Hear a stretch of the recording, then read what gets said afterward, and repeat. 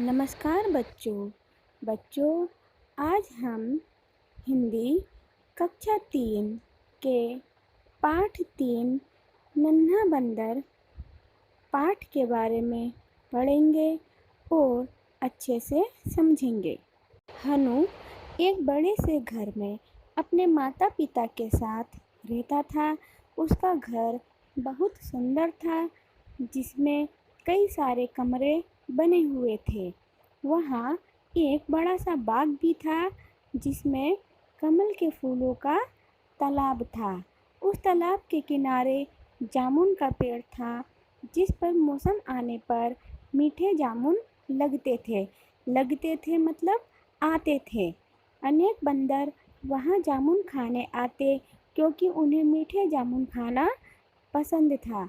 मैदान में जहाँ जामुन गिरते बैंगनी धब्बा पड़ जाता था। कुल मिलाकर इसके कारण कमल पुष्पों से भरा तालाब बहुत सुंदर लगता था। बच्चों, पुष्पों का मतलब होता है फूल। बच्चों, हनु एक लड़के का नाम था, जो अपने माता पिता के साथ एक घर में रहता था, जो कि बहुत सुंदर था और बहुत अच्छा था। उस घर के बाहर एक बगीचा था, जिसमें कमल के फूलों का तालाब था और तालाब के पास जामुन का पेड़। बच्चों, आपने जामुन देखे होंगे ना, और खाए भी होंगे। कैसे कलर के होते हैं, किस रंग के होते हैं? बैंगनी रंग के होते हैं, मतलब पर्पल कलर के होते हैं ना, डार्क।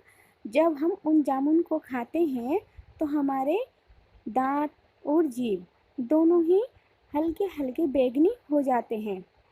तो बच्चों, जब ये जामुन पेड़ पे से नीचे गिरते हैं ज़मीन पर, तो ये जहाँ पर जामुन गिरता है, ये उस हिस्से को हल्का हल्का बैंगनी सा कर देते हैं। मनु को बरामदे में बैठकर वहाँ आने वाले बंदरों को देखना बहुत अच्छा लगता था। बरामदा मतलब बच्चों आंगन। जो घर का आंगन होता है उसे बरामदा भी कहते हैं। और बंदर किस पर आते थे बच्चों? बंदर जामुन के पेड़ पर आते थे जामुन खाने।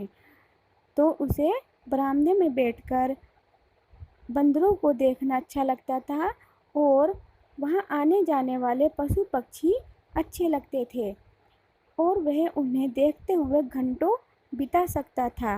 वह बाग में आने वाले मोर और नेवलों को देखता, गिलहरियों तथा तोतों को पुचकारता था। पुचकारने का मतलब होता है बच्चों प्यार करता था। उनके सिर पर हाथ फेरता था। इस तरह वह अक्सर अपना खाली समय वहीं बैठकर बिताता। उसकी माँ ने उसे जानवरों से प्रेम करना और उनके प्रति दयालुता का बर्ताव करना सिखाया। बर्ताव का मतलब होता है बच्चों कि सामने वाले के प्रति अच्छा व्यवहार करना सिखाया। तो बच्चों, मनु को जानवरों से बहुत प्यार था। वो घंटों तक अपने घर के आंगन में बैठकर बस उन्हें देखता रहता था कि वो क्या क्या कर रहे हैं। बच्चों, हमें भी जानवरों से बहुत प्यार करना चाहिए, उनकी देखभाल करनी चाहिए, उनके साथ गलत व्यवहार नहीं करना चाहिए, उन्हें मारना नहीं चाहिए, और उन्हें खाना देना चाहिए, उन्हें खाना खिलाना चाहिए। एक दिन जब वह बाग में था, तो वहाँ बंदरों का एक दल आ गया। उस दल में बच्चे, बूढ़े और जवान सभी उम्र के बंदर थे। कुछ बंदर तो अपनी माँ की पीठ से चिपके हुए थे। उन्होंने अपना पेट भरने तक मज़ेदार जामुन खाए। बड़े बंदर मनपसंद फल खाने के बाद शाखाओं तथा दीवारों पर लेटकर आराम करने लगे। शाखाओं का मतलब होता है बच्चों, जो पेड़ होते हैं उनकी जो डाली होती है उसे क्या कहते हैं? शाखा भी कहते हैं। केवल कुछ जवान बंदर इधर उधर उछल कूद मचा रहे थे, एक दूसरे का पीछा कर रहे थे। बच्चों, अभी मैंने शुरू में बताया आपको कि बंदरों को जामुन बहुत अच्छे लगते हैं।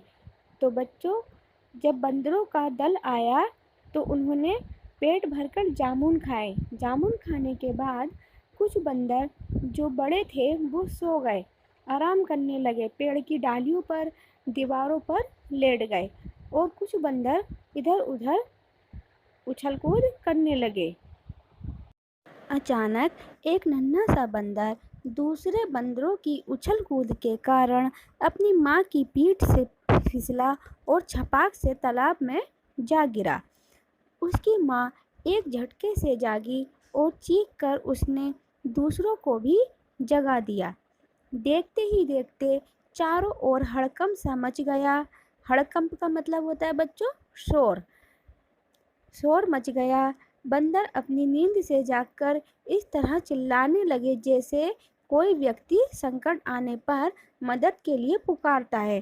संकट का मतलब होता है बच्चों मुसीबत।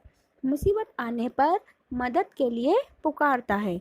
वे उन वे उस नन्हे बंदर को निकालने में मदद तो करना चाहते थे, पर उन्हें कुछ सूझ नहीं रहा था। सूझ का मतलब होता है बच्चों समझ, कि उन्हें कुछ समझ में नहीं आ रहा था कि हम इस बच्चे को तालाब में से कैसे निकालें। सारे बंदर इधर उधर उछल कूद मचाते हुए चिल्लाने लगे।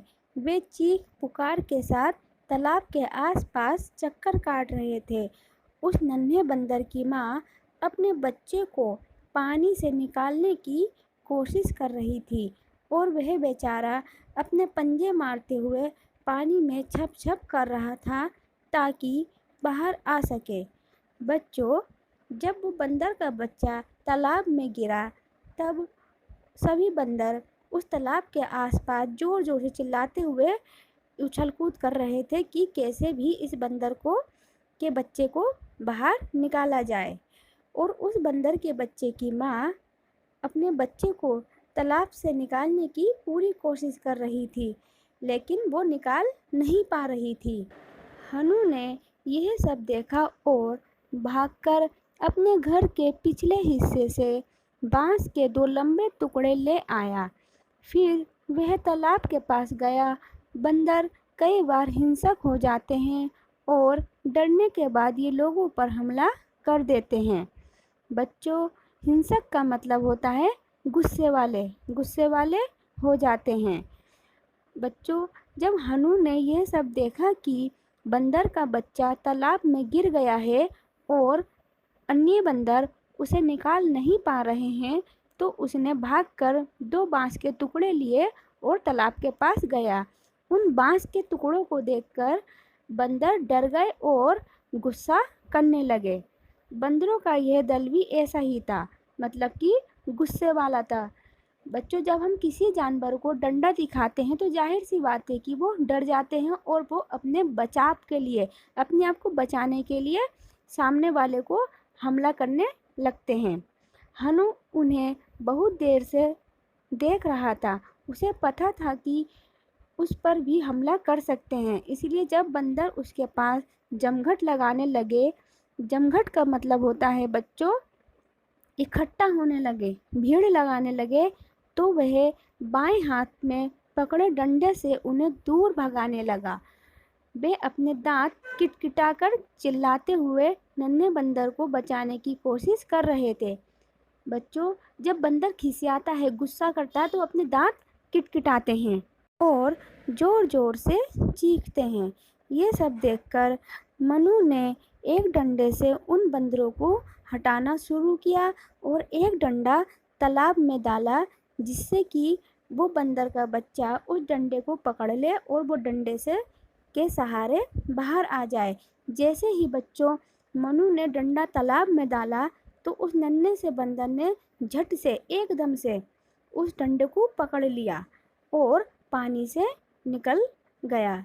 सारे बंदर उसके आसपास जमा हो गए। जैसे ही वो बच्चा पानी से निकला बच्चों, तो सारे ही बंदर उसके आसपास खड़े हो गए और उस बच्चे को देखने लगे। भागकर बरामदे में पहुंचा, जहां उसकी माँ यह सारा नज़ारा देख रही थी।